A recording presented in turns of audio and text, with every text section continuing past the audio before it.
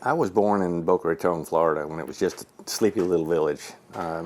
My dad was in the Army Air Corps flying B-17s up and down the coast of the United States, the East Coast, looking for German submarines that were picking off our shipping using a real secret piece of equipment called radar that was really top secret in those days. We moved around.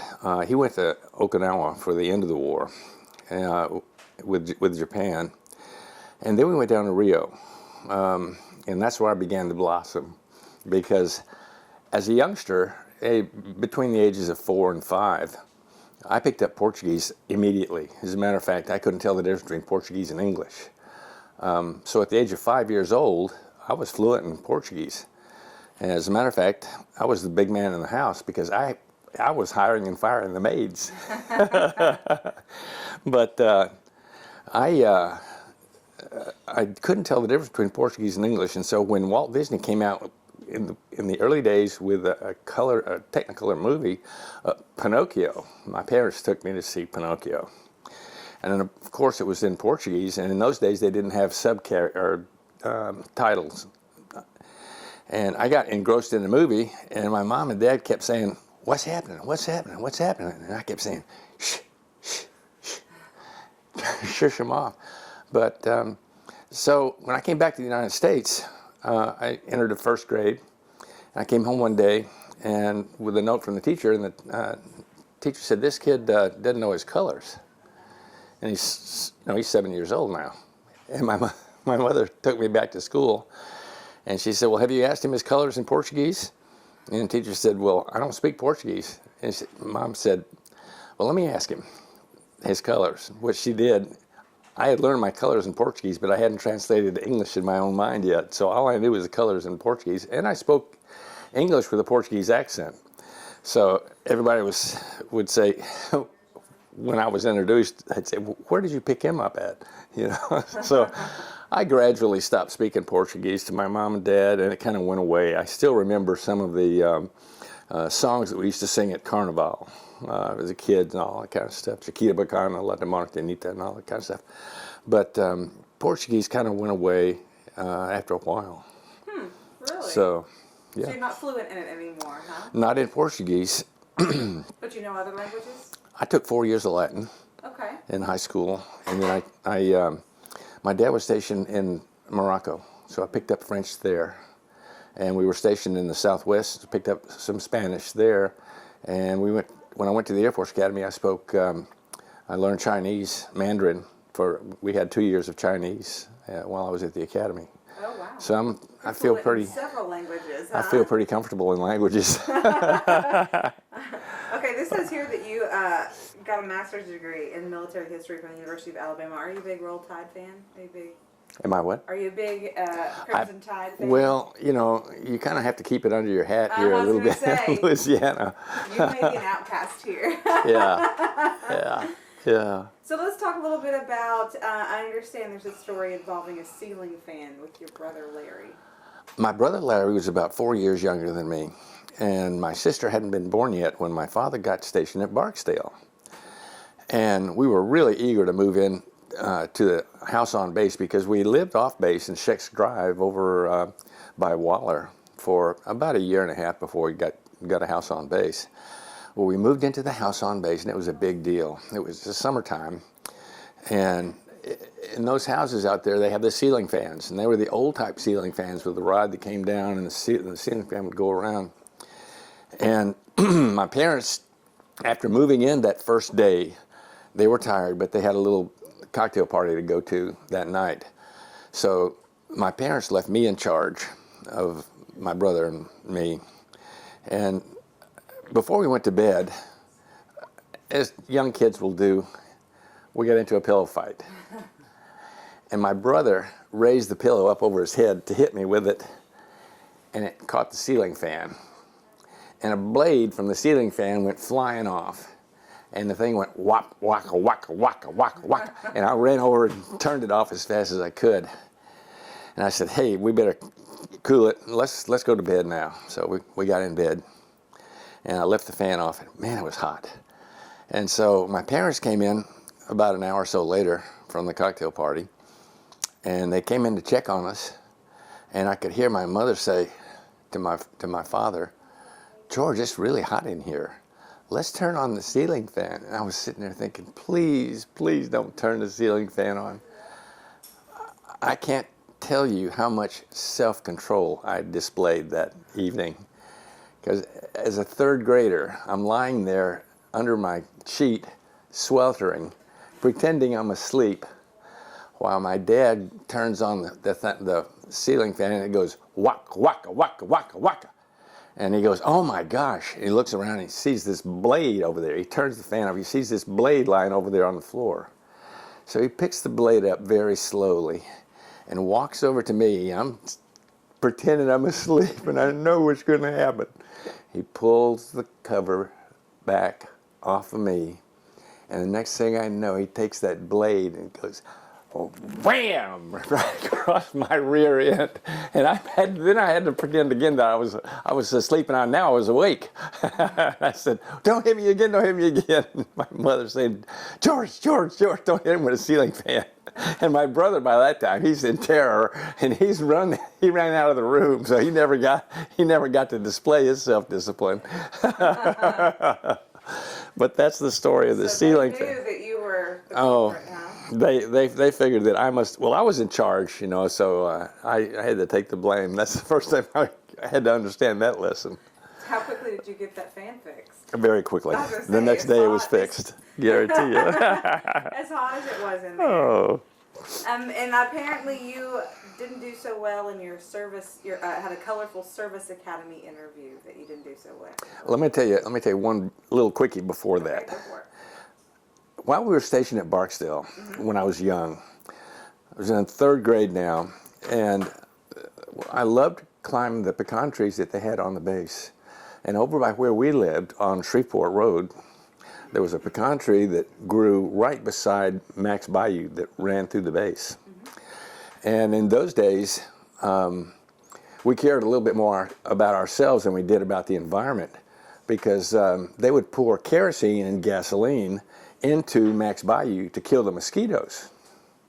And so one summer afternoon, I was up in my pecan tree having a good time, just climbing around, and it was about 5:30, 6 o'clock in the afternoon, and the caddies from the golf course came walking along Max Bayou back where I was in the tree. And they were smoking cigarettes and laughing and joking and talking. And they got up right behind the officers club, and one of them took a great big pull on his cigarette and flicked it into the bayou. And the bayou just went kabam! And great big roiling black smoke came up, and the flames just started going along Max Bayou, and pretty soon the whole base was ringed in flames and dark, dense black smoke. The fire department didn't know where to go. I shinnied down out of the tree as fast as I could and went running home yelling, "Mama, the bayou's on fire, the bayou's on fire." And so everybody came running out. Of course, the hoses wouldn't reach across the road there, so everybody had to have buckets. And they had a bucket brigade all over the base. And about that time, the sewer caught on fire out at Barksdale. And I'm telling you, it took them until about 10:30 that night to put that fire out. But we all thought Barksdale was going to burn down that day. And they finally got the fire under control. But looking back on it, as I recall, after that, we didn't have a whole lot of mosquitoes that summer. So you saw the caddy actually cause the fire? Absolutely, yeah. Wow. And I don't think he tried that anymore. No. Did they find out who was the fire starter? I don't even, I was so young, I don't even know if there was a search for the guilty in those days. Oh my goodness, that's Something crazy. else. Could you imagine how different things would be if Barksdale burned down that night? That's crazy. Unbelievable. Wow. Unbelievable. Okay, so tell me about this Service Academy interview that you had. Well, I had a good time in high school, and I knew I wanted to go to the Air Force Academy, but I didn't really get serious until about my junior year. So I knew that my grades I needed more work in math and English. So General Nazaro, who was to be a future commander-in-chief, lived next door to us. And he told my father that if I was going to go to any school, he said I should go to Millard's prep school for 6 months. It was like going to jail for 6 months. It really was. But at any rate, my ace in the hole, if I didn't get into an appointment to the Air Force Academy, was going to be a Naval ROTC scholarship, because I had passed the grade or the test the year before, so I knew I could pass the test. But I had to do it again, and then I had to go to Portland, Oregon for an interview. So about 15 of us at the prep school applied for a Naval ROTC scholarship. That was like I say, my ace in the hole. Saturday morning was the day of the interview, but that Friday evening we all went up to Portland to spend the night in one of our classmates' houses, and his mother brought us a keg of beer. And you may find it hard to believe that I was a pretty straight arrow guy in high school. And that's the first time I'd ever had any beer, was that Friday night. And it tasted pretty good. And it was a hot Friday night. And so I had one or two more, and I woke up the next morning. And if you can imagine, having the very first hangover in your life is awful. And my mouth felt like the Chinese army had spent the night in it, and I just felt terrible. But I staggered into the bathroom and threw some water on my face and got my little string tie, or those little thin ties that they used to have in the early 60s. And I got my trench coat on, and I staggered into the car, and we went down there for the interview. And because my name is Cole, I get to be at the start of the alphabetical listing. So I got to be the first guy in there for the interview.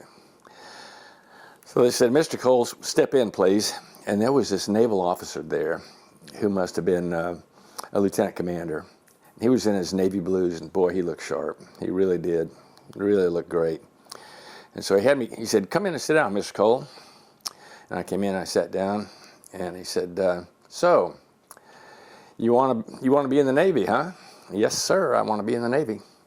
And he says, "Well, then, why is it here that you've only applied to the Air Force Academy to go to college?" And I said, "Oh." To myself, I said, "I think the jig's up." But I had to play it through, play the hand I was dealt with. So I said, "Well, actually, I want to fly airplanes. And if I can fly airplanes in the Navy, I'll do that too. I'll go into the Navy." But he said, "Well, being a pilot's pretty good." He said, "I'm a pilot." And he said, "Well, now tell me, what kind of pilot do you think you would want to be? You want to be a fighter pilot or a bomber pilot or transports?" And I said, "Transports? No, I'm a fighter pilot. That's what I want to be. I want to be a fighter pilot. Transports, ugh." And he said, "Well, look here. You see this little ribbon that I have right here? The one with the transport on it?" I said, "Yes, sir, that's a nice ribbon." He said, "You know where I got it?" I said, "No, sir. Where did you get it?" He said, "I got it during the Berlin airlift flying transports." And that's when I knew the crack had started to form in the center of my forehead, and it was slowly working its way down my body. And he looked at my folder, and he closed it up, and he said, "Well, Mr. Cole, is there anything that you think I really ought to know about you that's not in this folder?" And I knew I had blown the interview. So I stood up and I said, "Yes, sir, there's something I think you ought to know about me that's not in that folder." He said, "Well, what is that?"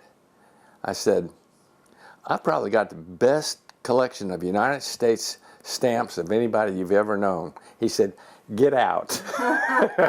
Sorry. "Yes, sir. Have a nice day." I walked out. As I opened the door, all my classmates were sitting there waiting to get in, and they all were looking at me going, and I went like this. I said, "I'm dead meat."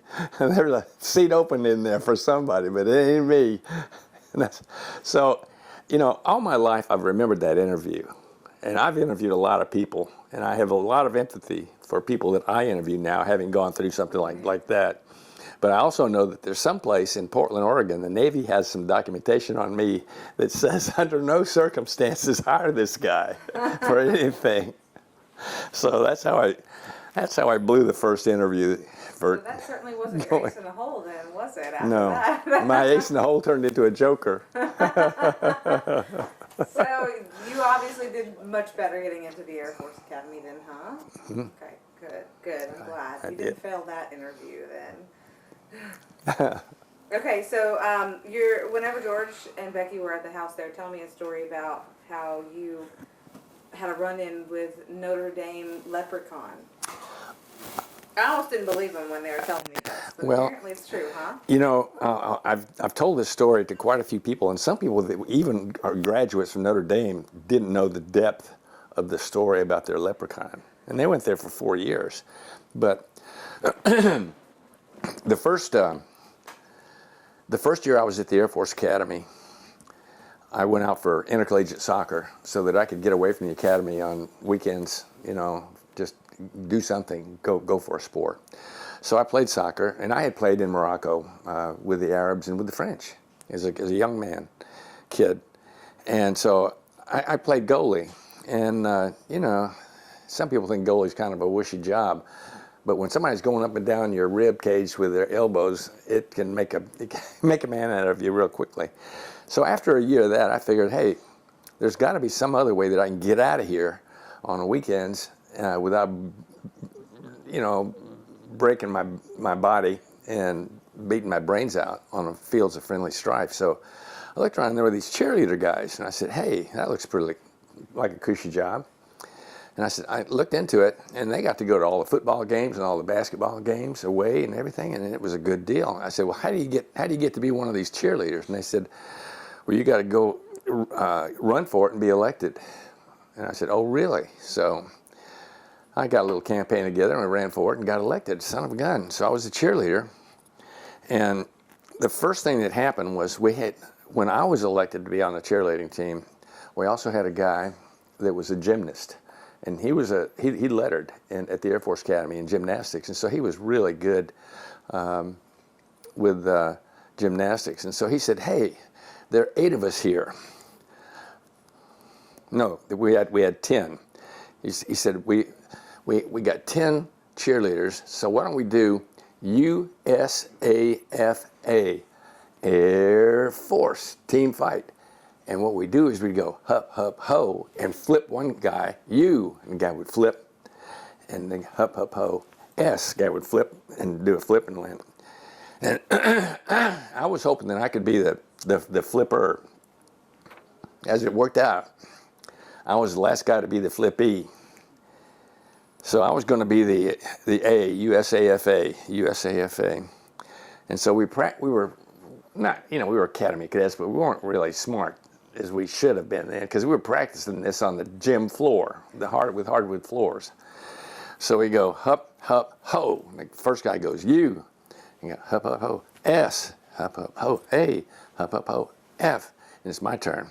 And I go hup, hup, ho. And I go bang, right on my head. And I look like some Beetle Bailey after the sergeant's gotten a hold of him and their teeth all over the floor, you know, and his hair's all discombobulated. Then I said, hey, we're not doing this cheer. No, we're not doing this cheer. And here I was back to getting my brains beat out, and I was a cheerleader. Well, my modus operandi as a cheerleader for home games would be, before the game started, I'd go across the field and meet some of the other cheerleaders, the visiting cheerleaders, before the start of the game, and I'd say, hey, my name is Peyt Cole, and if you're not doing anything after the game, I'd be more than happy to show you Colorado Springs, and maybe we'll have dinner someplace. You know, it worked 50% of the time. So Notre Dame came to town, and you know, Notre Dame's a big deal. I mean, that's like the circus coming to town, because Notre Dame has fans that come out of the woodwork all over the United States. So it was like, it was like a home game for Notre Dame. And I went across the field before the game started, and I talked to this one cheerleader, and I said, hey, I gave her the line, would you like to go to dinner with me after the game, and maybe we'll show you Colorado Springs. And I could see out of the corner of my eye this little bandy-legged leprechaun that was walking around with this great, big, huge, gigantic shillelagh. and he's kind of swinging it around and everything, and I didn't think much of it until right after I asked her that question, before she could answer, he took that shillelagh and like a baseball bat, laid it across my shins as hard as he could. Bam! I swear, I thought he had broken my shins, and I wanted to go to pilot training, you know. So I'm down on my knees now with tears coming out of my eyes, trying not to cry in front of this beautiful lady. And I finally staggered to my feet, and he's going like this, you know. And I said, I'm going to kill you. And I started after him, and he started zigzagging across the field, and the crowd thought it was a skit. Because we were on the Notre Dame side, they thought it was great. And they were laughing and everything, and that made me even more angry. So just about time I was going to put my arms around his neck, he looked back, flips the shillelagh up, and runs fast as he can for the stands. The shillelagh goes like this and hits me square in the top of the head. I fall down and do a flip. This time I did do a flip, landed on my stomach or on my back with a shillelagh across my chest. And now the Notre Dame fans are just dying. They think that's the funniest thing they ever saw in their life. And I'm trying to think, the only thing I can think of is don't pass out. Don't pass out, because you're going to go to pilot training, and you can't go to pilot training if you pass out. But I could see these little starry things, you know, going around my vision. I picked the shillelagh up and took it back over to the cadet side and threw it up to the cadets. And by then, of course, the little leprechaun had zigzagged up through the stands, and he was not catchable at all. I told this story about 15 years later up in Wurtsmith Air Force Base, Michigan. And after I told the story at one of the flying squadrons, the operations officer was Lieutenant Colonel. He came up to me and he said, Colonel Cole, I went to Michigan State. I used to be Sparky the Spartan. And he said, and I had a run-in with that leprechaun too. He said, that little bandy-legged son of a gun. He said, when you're Sparky the Spartan, you wear that great big helmet. And he said, your field of vision is only about like this, so it's like looking through a periscope. And he said, I was walking around at my home game in that helmet, and I heard somebody say, look out, here comes the leprechaun. And so he said, I'm trying to see where the leprechaun is. I'm going like this, and all of a sudden I hear this bam on the side of the helmet, knocks him on his side. His legs are going like this, and the leprechaun is beating his legs as hard as he could with this shillelagh. And he said, yeah, I know that leprechaun. They get the meanest bandy-legged little guy that they can find in the school, and he becomes the leprechaun. So you watch that leprechaun closely the next time you see a Notre Dame game, because you'll see he's not a nice guy at all. But when I told that story to Colonel Jack Lee, he was an All-American from Notre Dame, and a couple of his friends, he loved to hear that story. They all didn't understand how mean that leprechaun really was. So it was a. You never saw him again, though, huh? No, never saw him again. But I tell you what, whenever I see him on TV, my TV is in dire danger of getting kicked in. And your legs survived. Yeah. They didn't break. No. Thank goodness. Did okay. Oh. So you did play soccer. That's cool. I played soccer too growing up. So I know. Yeah. love soccer. You also had a career in boxing. Short career. Well, that was kind of crazy, because the first year you're at the Air Force Academy, they have an intramural boxing, and all the doolies, the first year cadets, are mandatorily put on the boxing team. They don't even have a choice. And so I found myself on a boxing team, and I was pretty good. I went undefeated. I was 155-pound class, I think. So I was undefeated my first year, and I could in intramurals. Well, the second year came around, and I didn't want to go out for boxing anymore. But the third classman that was in charge of the boxing team said, "Oh, listen, you got to come on the team. If you come on the team, all your classmates will come with you." He said, "We're really getting tired of having all the doolies constantly be the ones that are on the boxing team. We need a couple of upperclassmen. So if you'll just volunteer, some of your friends will come and join you." Well, so I volunteered to be on the boxing team. And it was me and all the other cadets were first-year cadets. None of my classmates followed me on the boxing team. But I went undefeated. And so the third year around, they came to me and they said, well, listen, you gotta uphold your reputation out here. You're undefeated. You gotta be on the boxing team. And I said, I don't really want to be. I said, but you gotta be. So I said, okay. So I went, for the third year, I was undefeated again. And then I met George Peyton's mother. And we were talking about what I did at the Air Force Academy, and she was going to Texas Western, which is UTEP now, in El Paso. And she said, you've been boxing for 3 years? And I said, mm-hmm. And you're going to box again? I said, well, I'm planning on it, senior year. She said, now let me get this straight. You want to go to pilot training and be a pilot, don't you? I said, yes. She said, well, then how come you're letting people take free shots at your head? You know, I'd never thought about it that way before until she's put it that way. But when she did, I guess I resigned from the boxing team mentally at that moment. And so I never boxed again. It's funny how women have a way of doing that to you. It is, yeah. Yeah, the big stick, big time. Tell me about how you met your wife.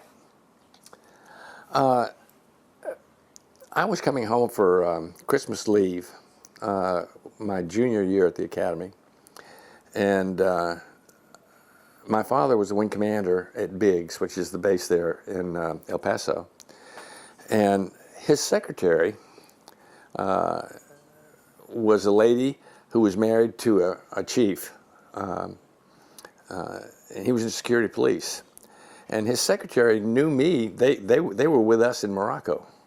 And so they had a daughter that was about our age, and she knew this little gal named Katie Robbs. And she said, wouldn't it be nice if, because Peyton doesn't know anybody, wouldn't it be nice if we set him up with a date with Katie, and then the other two couples, these other two girls, could go out and they could be three couples and go out on a date. And it'll be a blind date, but it'll be okay because he'll know the other two girls, which I did from previous assignments that my father had. Well, so the date was made, and the other two couples fell out. So it was a true blind date, no kidding. I went up to the door, knocked on the door, and I said, "Are you Katie Robbs?" She said, "Are you Peyt Cole?" I said, "Yep." So what do you want to do? I said, because I don't know anything about this town. She said, well, let's go eat dinner over at Juarez, which is what the kids all the college kids all did in those days. I said, fine. So we went over there to Juarez and had a great time. Came back to her apartment and played Scrabble until about 2 in the morning. And when I got home, my mother was absolutely incensed. And she was so angry at me coming home at 2 o'clock in the morning. She wanted to know what was going on. And I said, we played Scrabble all night long. That's it. That's my story, and I'm sticking to it. But that's all we did. But that's the way I met my wife. Was it love at first sight? I mean, it was blind date, so you'd never seen her before. Well, I wasn't going to go into this, but I will. Here's the deal. By the time I was in my 3rd year at the academy, I had been dating all kinds of girls, older girls, younger girls, girls my age, girls with a sense of humor, girls with no sense of humor, smart girls, dumb girls, you name it, blondes, brunettes, and all this. So I came back from a date one time, and I said, hey, I've got to apply some kind of a scientific method to this dating thing. So I sat down and I said, what are all the attributes that I like to see in a girl? And I wrote them all down, all the pros and all the cons. You got points if you were my age. You didn't get points if you were older. You didn't get points if you were younger. And beauty went in there, but that didn't count for a lot. Intellect meant a lot. Sense of humor meant a lot. At any rate, all these things had points. And so I decided that as soon as I got back from a date, I would, while it was still fresh in my mind, I would rate these girls. And an interesting phenomenon began to occur. The girls would start out low, and then they'd come up, reach a crescendo, and then start dropping off again. And it kept going up and down like that. It was just like a curve, you know. And I thought that was really interesting until I got to El Paso, and I went out with Katie Robbs. I went back and I took that piece of paper and I graded her, and she went off the paper. She went off the charts. And I said, this is telling me something here. And so I did her again. She went off the charts again. I did her again. She went off the charts. And so I got back to the academy and I thought, well, you know, I'm going to pilot training, and then I'm going to go to Vietnam. And maybe I don't want to get married because I don't know. But then I got to thinking, well, you know, if I go to pilot training, go to Vietnam and do without her, some other guy's going to get her. And that's really going to make me mad. So I said, I think I really do love her. I really do. And the chart backed me up scientifically. I don't know where that chart is today. I don't know. Pilot. Yeah, typical pilot. But I don't know where the chart is today. What was it that put her off the charts? Everything. I mean, she was tops in everything. She still is. She really is. How long have you been married? It'll be 50 years, August the 19th. Wow. Yeah. Happy early anniversary. Thank you. Thank That's you. very exciting, and her birthday's coming up too. That's exciting. Yeah. Okay, so let's talk about pilot training. This mentions lessons from flying over a thunderstorm. Pilot training was so much fun. It really was. I was so young I didn't realize how dangerous it was.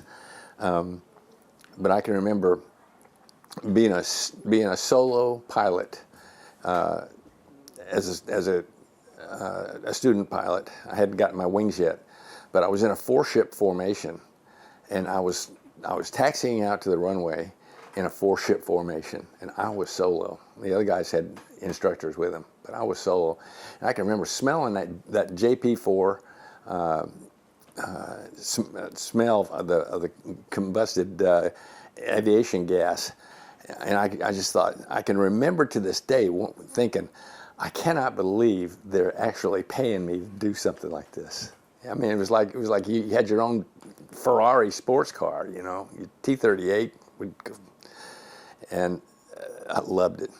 Well, one of the things we had to do in pilot training toward the end was go on across country to another base and land, refuel, and then fly back to our home base. And the base that we were going to, I was going through pilot training in Williams, which is in Phoenix, Arizona. And we had to go to Nellis, which is in Las Vegas. And it was starting to be the summertime. I guess it was the end of summer because I graduated in September. So it was the end of summer, but out west, these thunderstorms can build up fast, really fast. I never realized how quickly they could build until I got about halfway between Williams and Nellis. And I saw this line of thunderstorms, and I thought, well, I'm not going to be the only guy that's going to not make it through. So what are my options here? So I thought, well, one of my options is to climb over it. So I eased the jet into afterburner and brought the nose up. You got to be real careful when you're flying at high altitude to do rapid changes of the throttle because you can get a flame out, and that's not good. But I eased it in the afterburner, and I started up. And the clouds kept getting closer and closer and closer. And I kept trying to get over it, and the clouds. All of a sudden, I realized these clouds are climbing faster than I am. I couldn't believe it. And I'm in a T-38 jet. And finally, I got to 50,000 feet, and that's the maximum ceiling for a non-pressurized jet. And I couldn't climb any higher. But the clouds could. That's a sick feeling, having to fall off on a wing. I fell through that thunderstorm. And I kept looking at the altitude indicator, trying to keep myself going toward Las Vegas. That's the one thing you never want to do in an airplane is get into a thunderstorm. And I had just done that. I landed at Nellis, and 3 other of my classmates made it. And I went up to them in base operations, and I said, do you have any weather problems coming in here?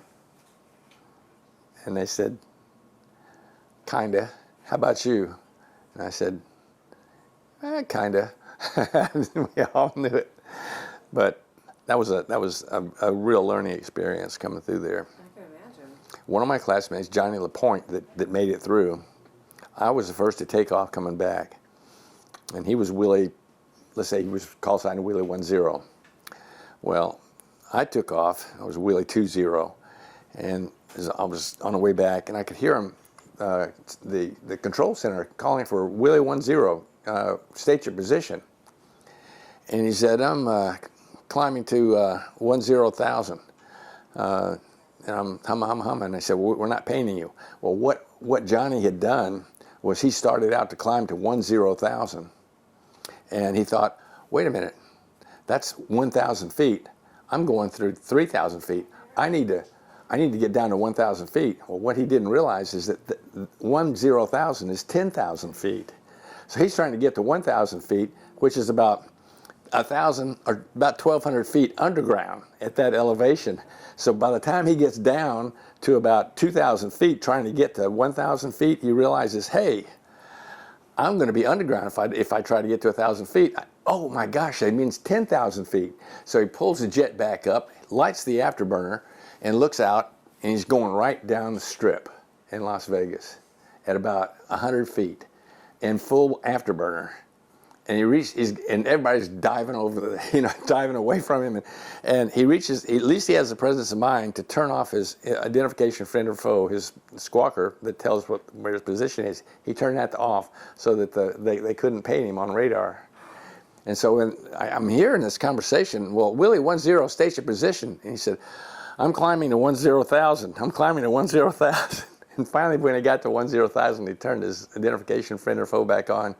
We got back to Willie, and I landed, and I went up to him afterwards, and I said, what was all that about? And he told me that little story coming out of Nellis coming back, and he said, I'm afraid I'm going to get violated. And so for about a week, we waited to see what's going to happen. It never happened. He never got violated.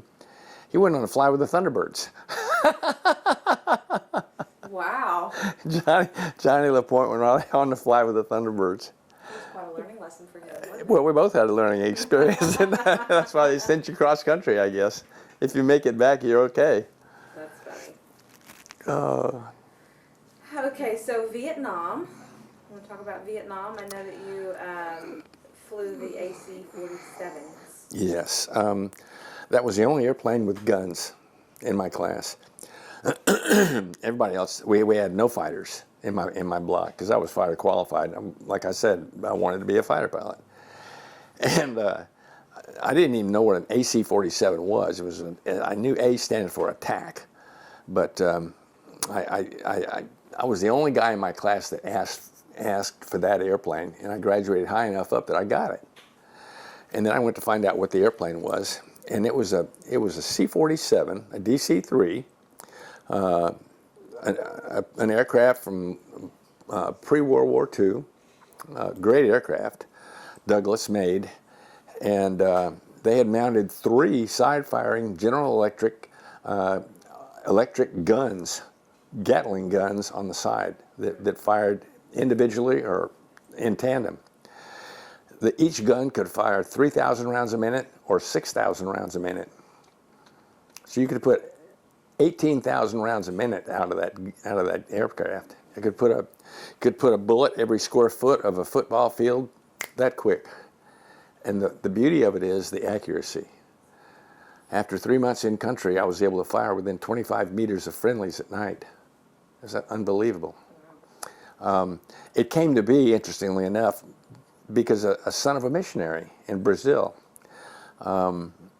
his parents would go out in the bush, and once a month they would fly a DC-3 out, and they'd have canned goods and mail and that kind of stuff, and they would put it in a basket and tie a rope around it, and they figured out if they flew a 30-degree bank in a circle, they could lower this basket down on this rope, and it would stay in a stationary position as long as they stayed in a 30-degree bank.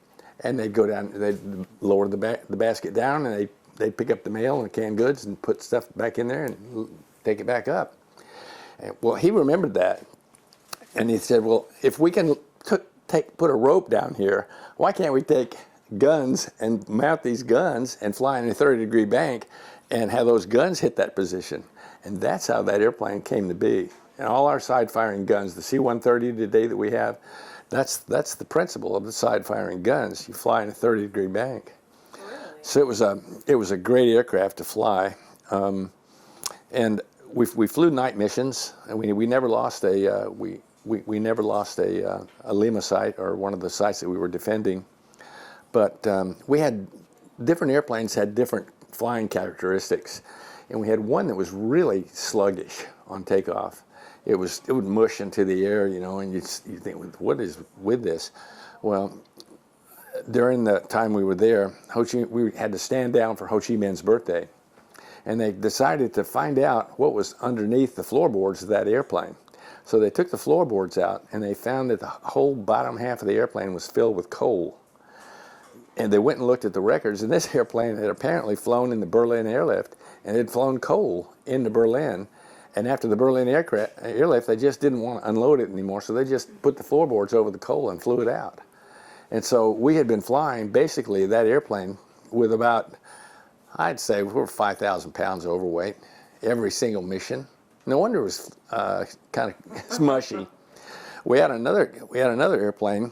The gunners would when we were flying on combat air patrol, we weren't actually on a site. We'd fly in circles and wait for a target to come up, and you'd wait for sometimes hours before you got a target. So the gunners all carried these air mattresses, and they would sleep in the back of the airplane while we were waiting for a target. And they would bring along their flight lunches.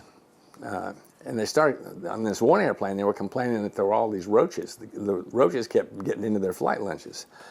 So we took the floorboards off of that airplane, and we took 16 bushel baskets full of roaches out of that airplane. That was one great big huge gigantic roaches nest that we were flying in. We never realized it. And they said, well, the gunners were right, man. The roaches were carrying off their flight lunches. Unbelievable. Oh, that's disgusting. I know. Oh my goodness. Now you also worked out of the Air Force Base in Fort Worth as a wing commander, right? Mm-hmm. Right. Mm-hmm. This talks about a story about how you turned the runway into a drag racing strip. Well, when I was growing up in the Air Force, General LeMay was the commander of Strategic Air Command. Mm-hmm. And LeMay loved two things: guns and race cars. And every single SAC base, Strategic Air Command base, once a year, they would have a Grand Prix race on the runway. They'd use the runway and the parallel taxiway. And I can remember at MacDill Air Force Base in Florida going out and helping them move the hay bales to protect the people from the cars. And we had a Grand Prix at MacDill. And every single base, Sebring used to be a SAC base. At any rate, some of our real prominent racing tracks now started out as SAC bases, and now they use the runway as their racetrack. So we were having a lot of problems getting money for the airmen's quarters. They were badly deteriorated. We needed to upgrade them. We needed to build some more. But I couldn't get any money out of the Air Force to get that done. And so I began to think about, well, what had LeMay done? And this gunner came along one morning, and he stuck his head in my office, and he said, hey, Colonel Cole, can I talk to you a second? I'm thinking about did you ever think about having drag races on the runway here? And I said, step in here, son.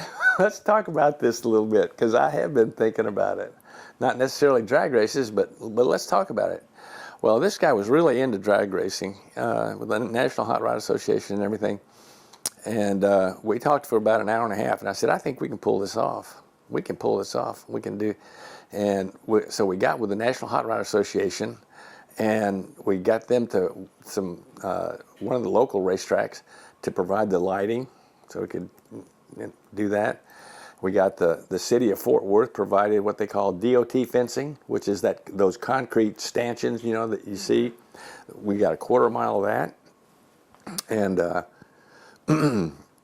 so we raced on the parallel taxiway. It was the actual where we did the drag racing, and then they had after a 1/4 mile, they had 1.25 miles, 1.5 miles to roll out, and then they turn onto the active runway and come back this way, and we had the pits back here, and the drag racers loved it.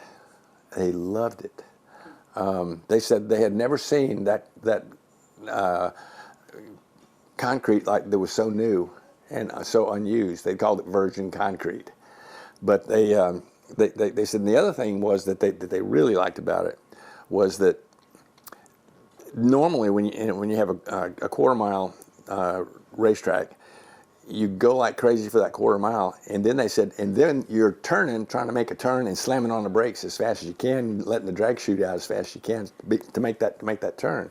He said here they don't even have to hit the brakes; they got another mile to roll out, you know, and so we did it at Carswell, and we made about $150,000-$200,000 in one weekend racing. That paid for your upgrades? It did.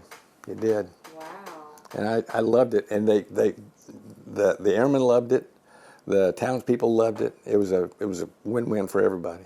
You know, you probably couldn't get away with that now, though, could you? I don't know. You know, the Jags the Jags have gotten pretty much into a lot of business that I don't think they should, but they're there. So you worked at Washington, D.C. at the Pentagon. Mm-hmm. 3 times.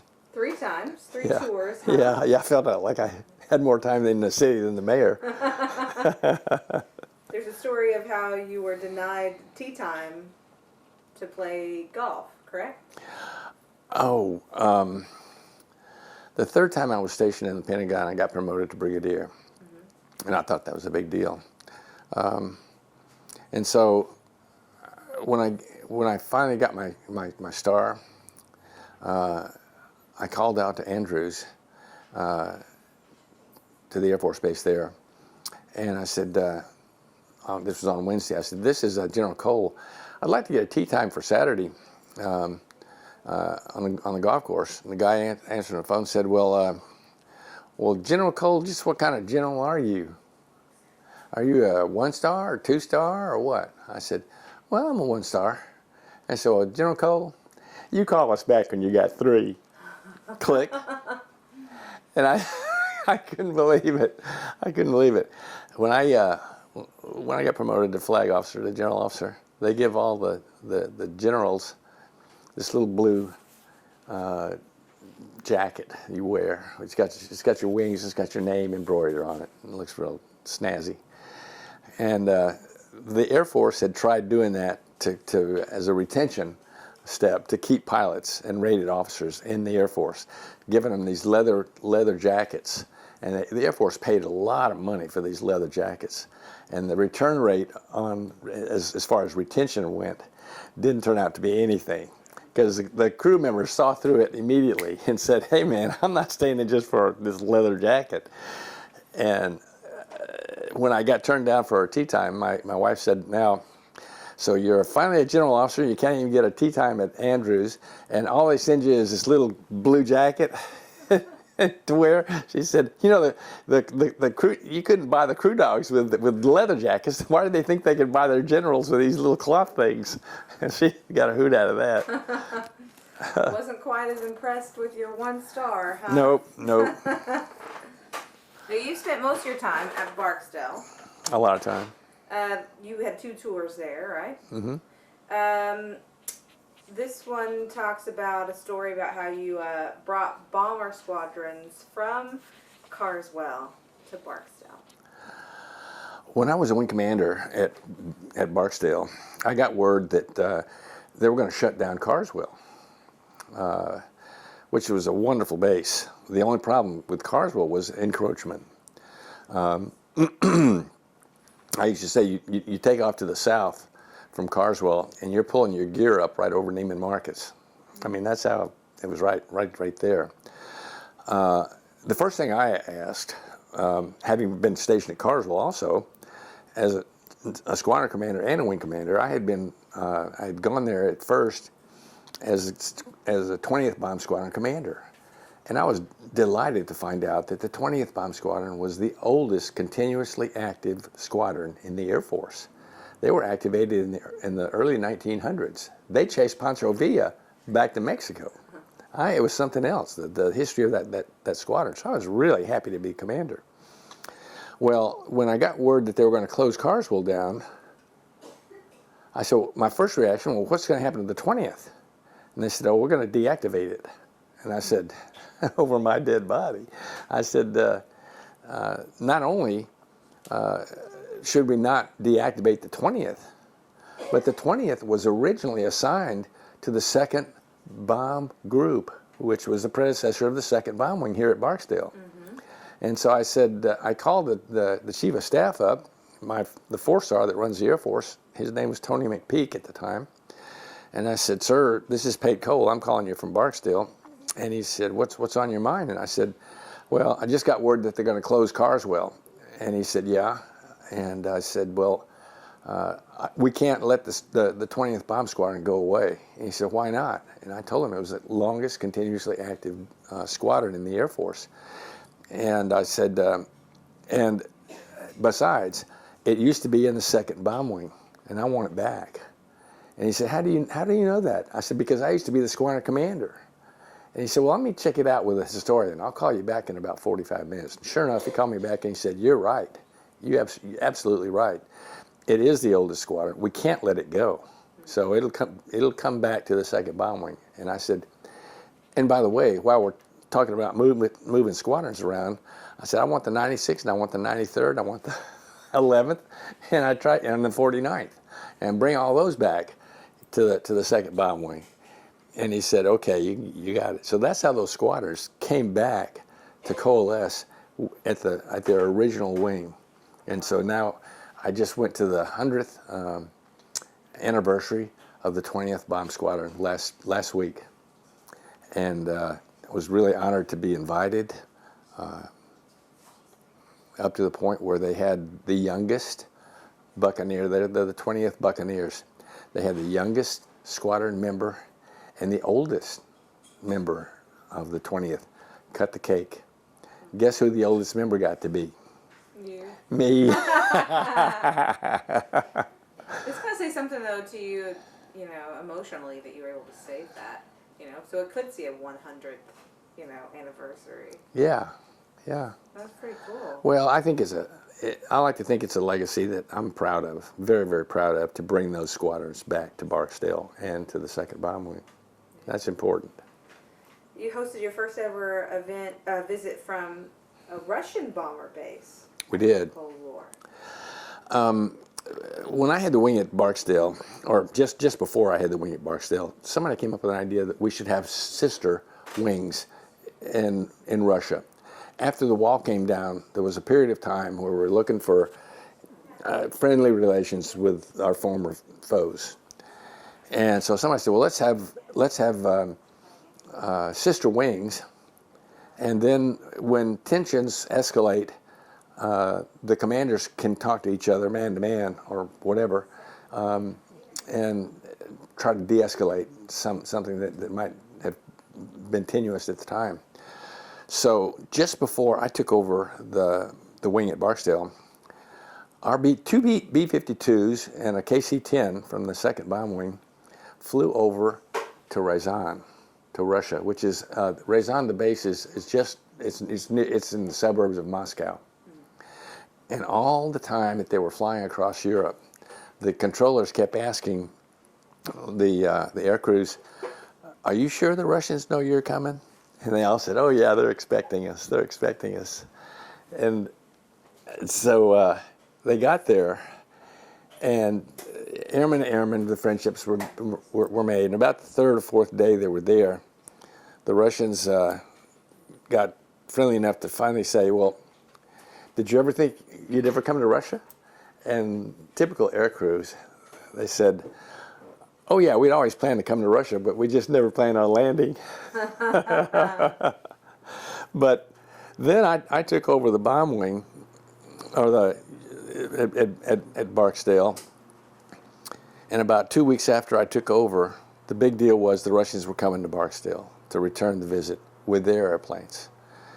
But that wasn't the biggest thing that was happening in the Cole household. The biggest thing that was happening in the Cole household was that Susie was running to be a cheerleader at Russian. That was the biggest thing. Was she going to be elected and selected to be a cheerleader? And it wasn't that the Russians were coming. It wasn't that Dad had just taken over this biggest bomb wing in the world. But I'm here to tell you in the first place that there is the Lord. She was selected to be a cheerleader, and so early Saturday morning, it must have been 6 o'clock in the morning, I got a phone call. It was from the command post, and they said, General Cole, we're tracking two Russian bombers, and they're over Oklahoma City. They're inbound Barksdale. They'll be here in about 2 hours. And I said, great, thank you very much. And I hung the phone up, and I leaned back in bed, and I said, I am not believing the conversation I just had. And Kay said, who was that? I said, that was the command post. And they just told me that I've got 2 Russian bombers inbound to Barksdale. And I said, thank you very much. I said, something's wrong with this picture. Strategic Air Command would ever be thrilled to have Russian bombers coming to see him. But they came, and they were different. They told us in War College, one guy got up on the stage and he said, okay, if there's one thing that you take away from this War College, I want it to be this. Everybody wake up. And I'm going to say it once, but when the Russians start walking around with their Gucci watches or their Rolex watches and their Gucci suits, remember one thing: the Renaissance never came to Russia. And he said they only respect one thing, and that's power. Well, the Russians were like children in many, many ways.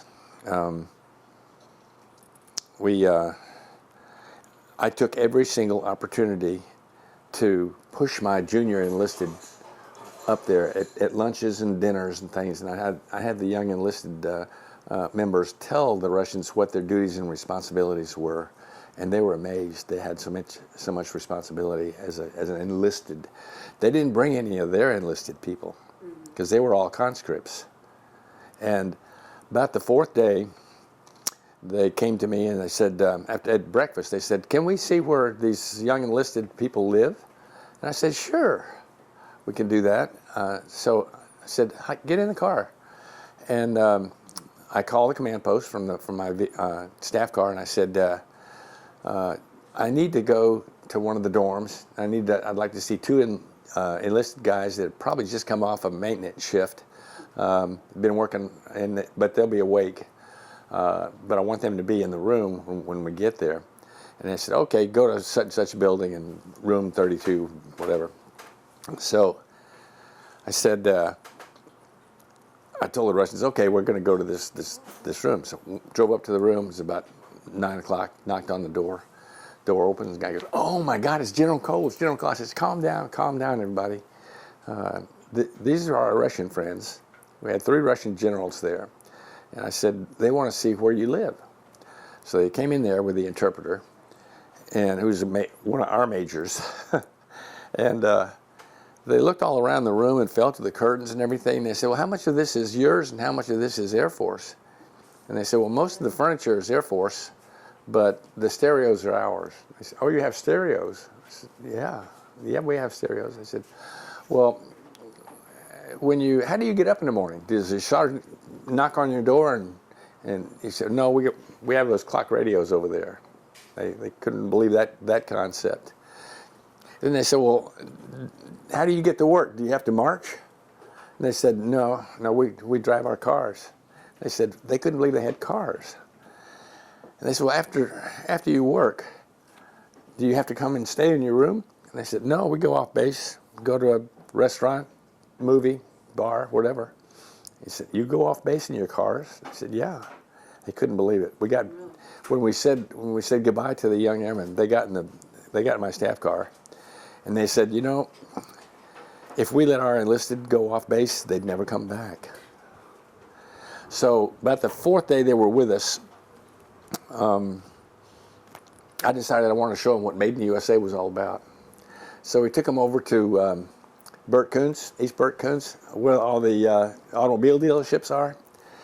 And I went into the auto dealership and I said, hey, pretend you're a customer. And they loved it. They were getting in the cars and the salesmen were showing them this and that and the other thing. And they were pretending they were driving and everything. Then I really got carried away. I said, hey, how about we take a test drive? And it got real quiet. And the temperature went down to about 30 degrees. And some of them started flaking off. And they all their eyes were about that big. And I called my major over and I said, hey, what just happened here?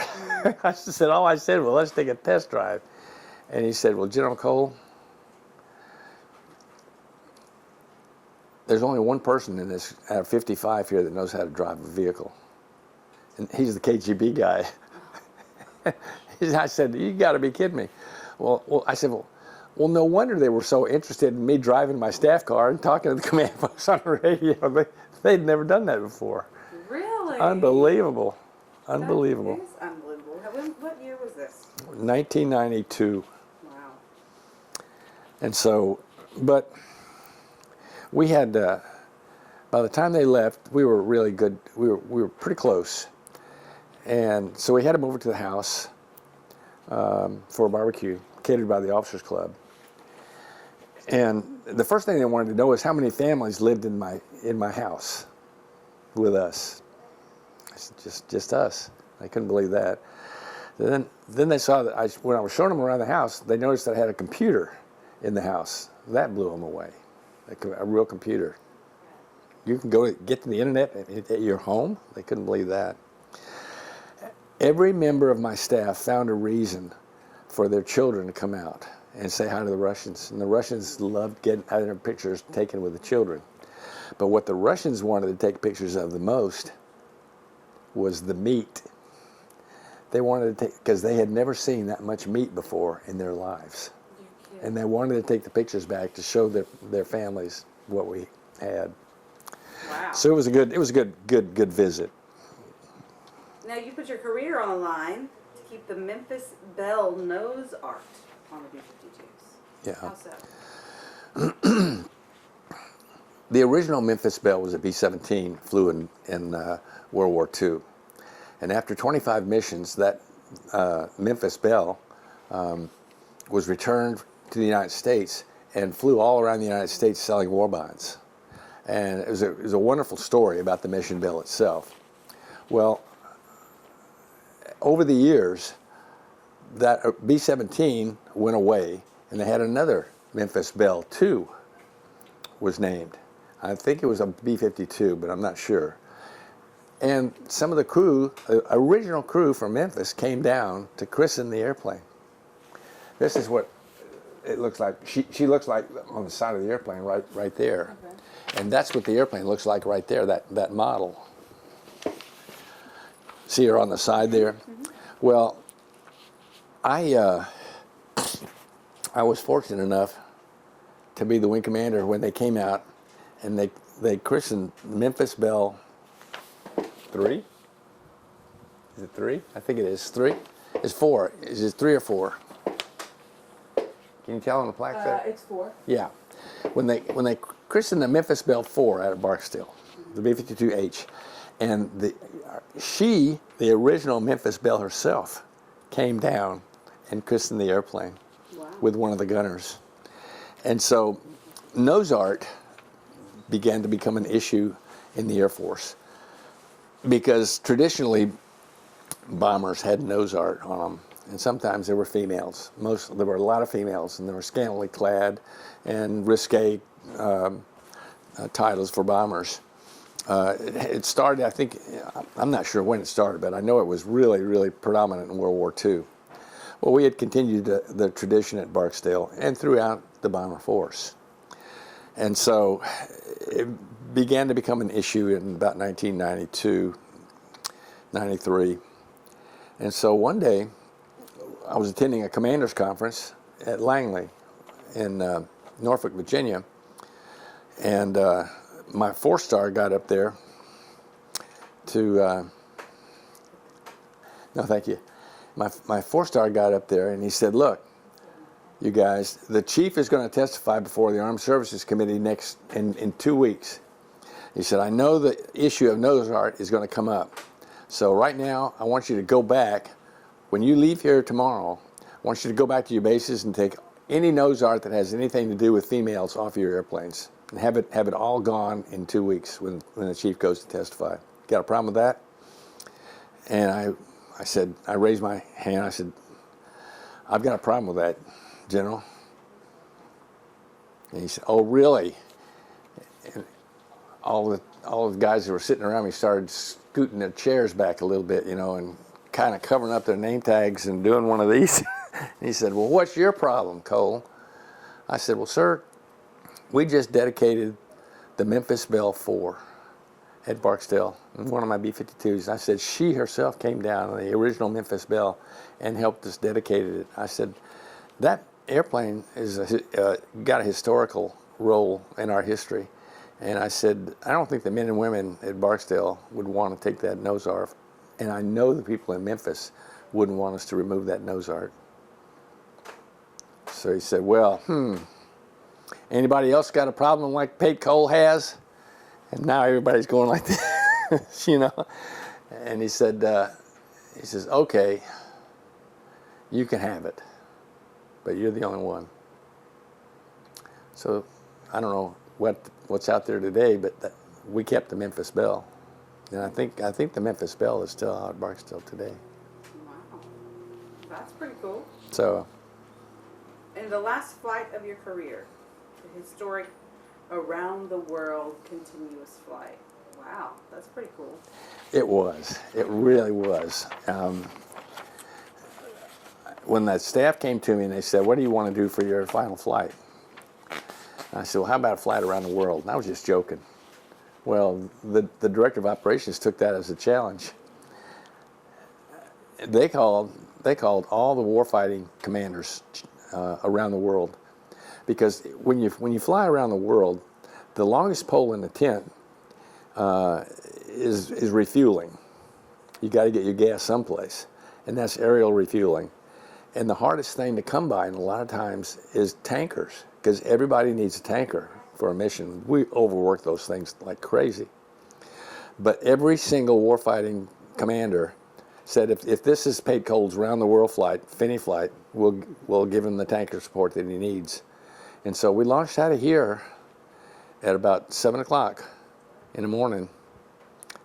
We launched 3 B-52s, 2 to fly with me, two to fly around the world, and a third one to fly with us as a spare in case one of us had mechanical problems, had to turn back. Well, both the original jets were fine, much to the chagrin of the number 3 guy, because he didn't want to turn around and come back to Barksdale. So we went ahead and flew the mission out of Barksdale. We refueled over the Atlantic. We came through down the Mediterranean, and darn near had a midair with a Pan American jet coming out of Cairo. Cairo radio had given him permission to climb to our altitude. We were cleared to that particular altitude by another controller, and it was night. It was nighttime, and I had tried to keep myself on my circadian rhythm. So if it was 9 o'clock at night, my clock time, I would try to go to sleep whether it was sunshine out or not. But it was dark. It was dark. It was about 11 o'clock at night, and I was in the bunk there. There's a little bitty bunk place in the H model, and tucked in there.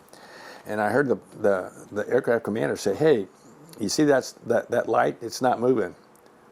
Well, when you're flying and you see a light and it's moving, as long as it's moving, you know that it's not going to hit you. But when it stops moving, it means it's coming at you. Well, as soon as I heard him say that light's not moving, I jumped out of the bunk and I grabbed I came on and I said, where is it? And he said, it's right there. And I looked at it, my eyes got about that big, and it was coming right at us. So I finally said, I'm taking command. Doom flight, break right now. Our call sign was Doom. So we both of us broke right, and this Pan Am came right through us.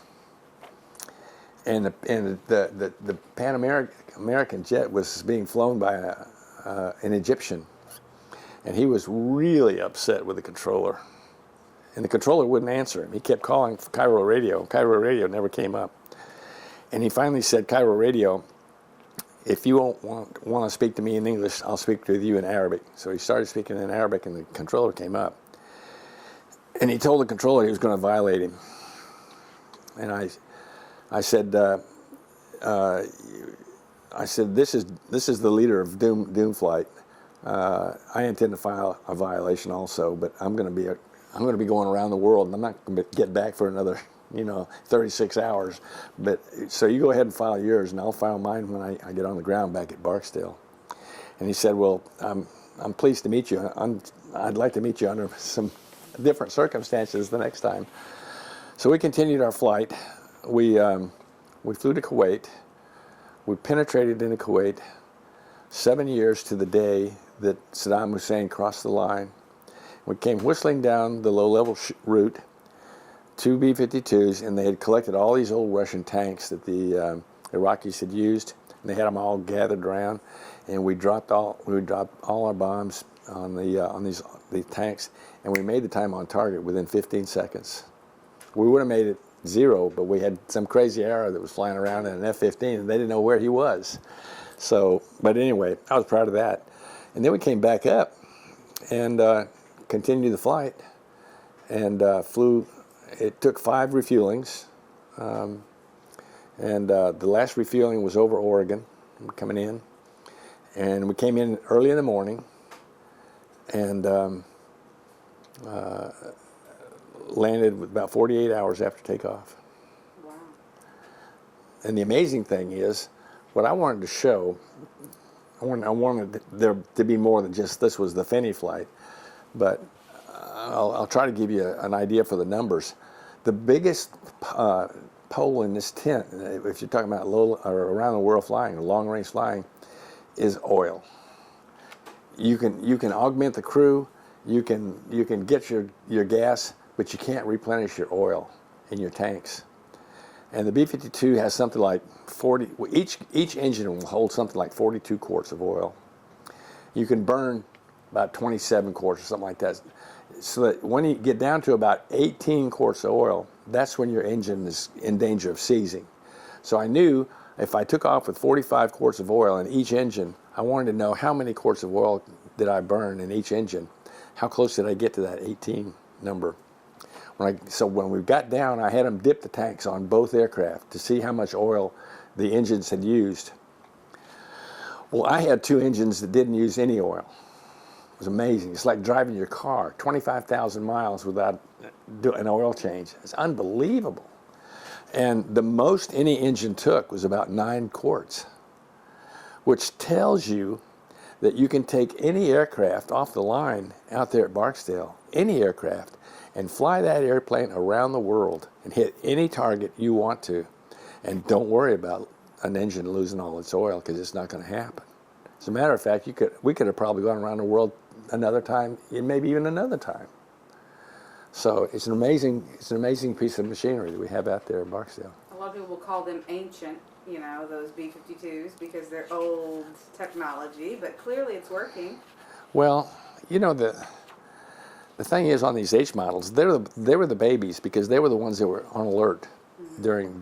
Now we've flown them quite a bit since we declared the Cold War over, but they've got modern avionics. They've got a lot of modern equipment in those old airplanes that we're still flying. Well, I think that's all the questions I had. Is there any others you wanted me to ask? Did you get the Christmas tree store? Oh, I don't think we did. That's the only one. That Oh, we didn't. We didn't. didn't do. That's right. This is the one. This is the one that. Oh, the one from Michigan. Yeah. Okay, I'm sorry. I must have skipped that one. I don't know how we did that. No, we're done. Well, I'm glad you're here to do a little quality control on this thing.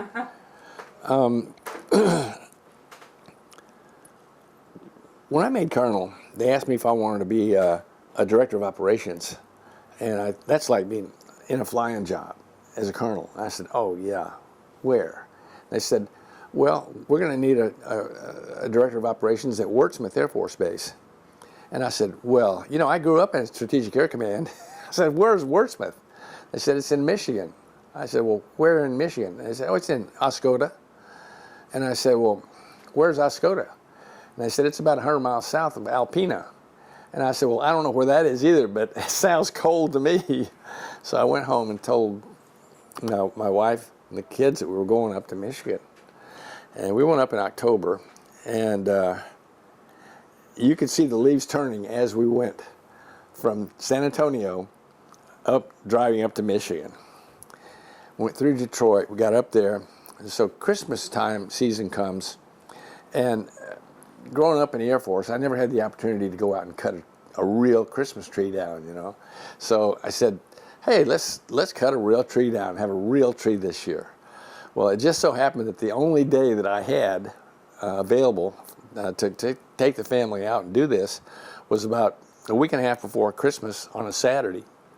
So Saturday morning dawns bright and clear, and it's probably one of the coldest days that they've had all winter in Michigan.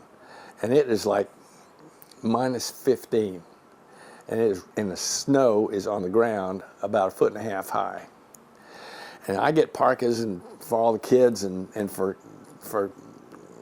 Kay and me, and we get our mucklucks on, and we're all in this stuff, you know, and so we go over to the tree farm, and we go up to the guy, and we pay the $20 to $30 for the tree, and we take the saw out, and we go up to the trees, and now all these trees are here. So I went up to this first tree, and I said, "This one looks okay to me.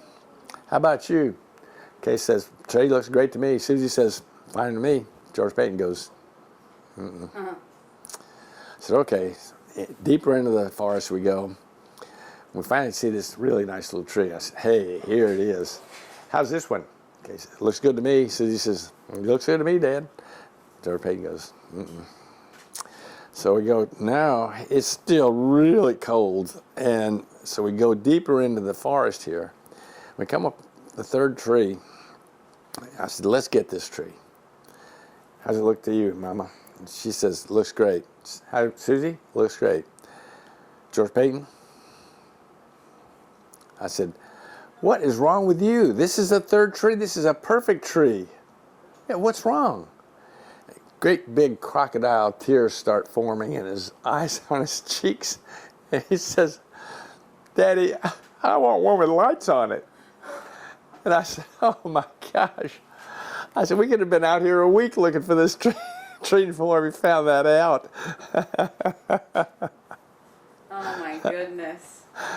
So that's the tree with the light story. Got your lights when you got home. I think I was only 3 years old. I was so Had these pre-existing ideas here. So you're the youngest of the two. Yes. Okay, all Susie right. is Who's older? 13 months older than me. Yeah. Yeah, it was good. That was good because, well, we had some problems having children at first. Kay did, and so she had a series of miscarriages, and then we had Susie in Omaha when I was stationed there, and then George Peyton came along 13 months later, and I had been on the road. My job in Omaha had me on the road half the time. And I said, "I can't believe you're pregnant again, 13 months, and we've been trying to have children here for so long." But it worked out great. Mm-hmm. They were both premature. Susie was so premature that we'd only been to one Lamaze class. And I was flying the E-4B testing that 747. I was a test guy to bring that 747 in the Air Force, and I landed, went straight to, and Kay had gone into labor about 40 days, 45 days ahead of time. So that was scary, but we never had a problem. You know, once we got to the hospital and everything was fine. Susie never had any problem. She didn't have, all she had to have was a little grow light to keep her warm on her. You're lucky. Yeah. George Peyton was premature by about, not as long, maybe 28 days, something like that. But it was good that they were so close, because we moved so much that they were their own best friends, you know, together as we moved. And you're still close, I think. I miss her. Yeah. Aw. Yeah.